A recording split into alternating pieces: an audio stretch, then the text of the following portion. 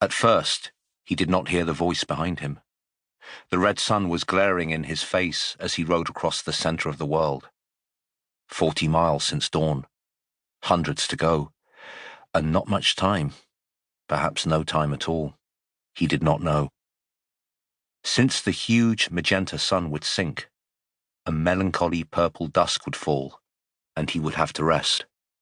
Then on again at dawn, and all the time wondering, could he reach his father, whom he loved, and say he was sorry before it was too late?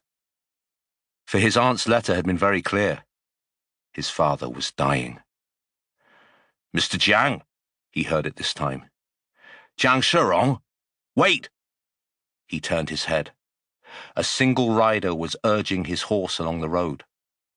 After the glare of the red sun in his eyes, it took Jiang a moment to see that it was Mr. Wen's servant, Wang.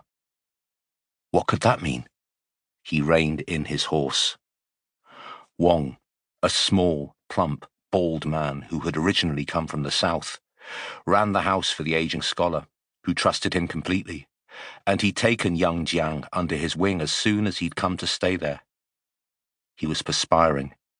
He must have been riding like an imperial messenger to catch me, the young man thought.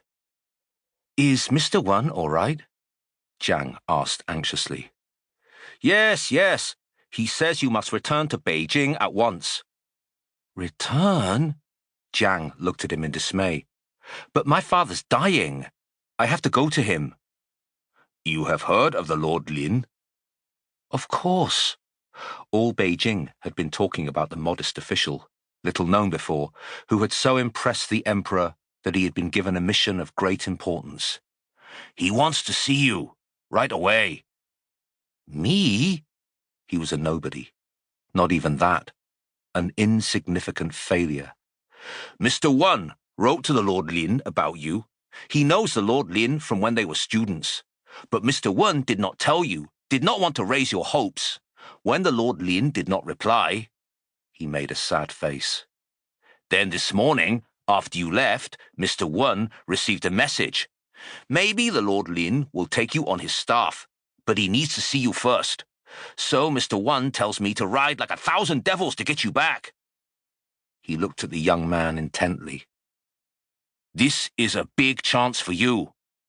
"Jiang Shirong," he said quietly. "If the Lord Lin is successful in his mission, and you please him, the emperor himself will hear your name. You will be on the path to fortune again. I am happy for you." He made a little bow to indicate the young man's future status. "But my father—" "He may be dead already. You do not know. And he may be alive." As the young man looked away, his face was a picture of distress. "I should have gone before," he muttered to himself. "I was too ashamed." He turned to Wang again. "If I go back now, it will cost me 3 days, maybe more." "If you want to succeed, you must take chances. Mr. Wen says your father would certainly want you to see the Lord Lin." The messenger paused. "Mr. Wen told the Lord Lin that you speak Cantonese. Big point in your favor. For this mission." Shirong said nothing. They both knew it was thanks to Wang that he could speak the servant's Cantonese dialect. At first, it had amused the young mandarin to pick up some everyday expressions from Wang. He'd soon discovered that Cantonese was almost like another language. It also used more tones than Mandarin. But he had a good ear, and over a year or two, chatting to Wang every day, he'd begun to speak enough to get by. His father, who had a low opinion of the people of the South, had been ironically amused when he heard about this achievement.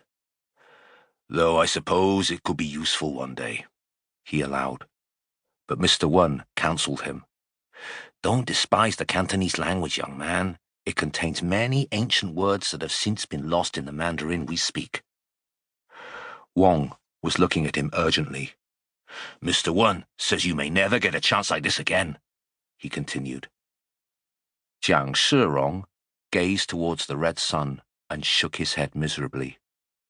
"I know that," he said quietly. For a minute, neither of them moved. Then, with a heavy heart, the young man silently began to ride his horse along the road, back to Beijing.